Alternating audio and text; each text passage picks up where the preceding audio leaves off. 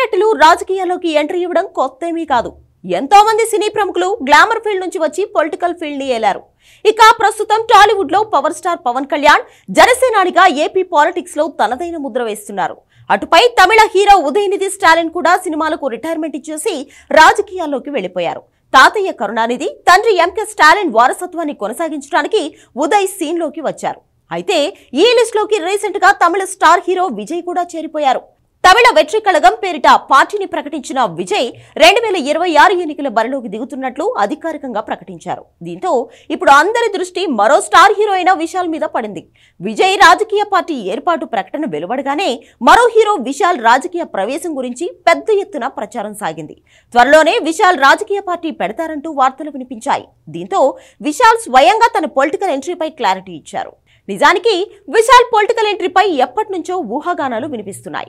గత 5 ఏళ్లుగా తమిళనాట ఏదో ఒక సందర్భంలో విశాల్ పొలిటికల్ ఎంట్రీపై చర్చ జరుగుతూనే ఉంది.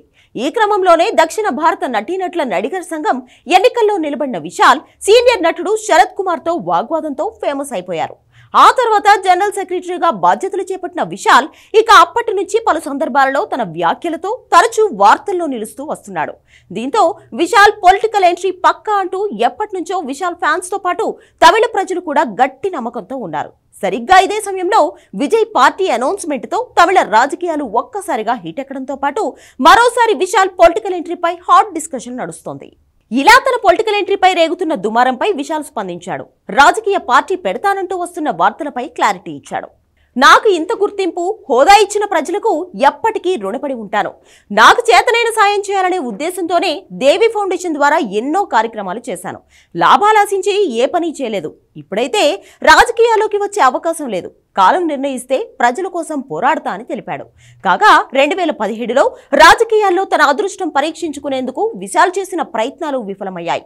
మాజీ సీఎం జయలలిత మరణంతో జరిగిన ఆర్కే నగర్ ఉప ఎన్నికల్లో పోటీ చేసేందుకు విశాల్ ప్రయత్నించగా ప్రిసైడింగ్ అధికారి అయిన నామినేషన్ను తిరస్కరించారు. మొత్తానికి ఏదేమైనా ఇప్పట్లో తన పొలిటికల్ ఎంట్రీ లేదని విశాల్ చెప్పేసినట్లే మరి.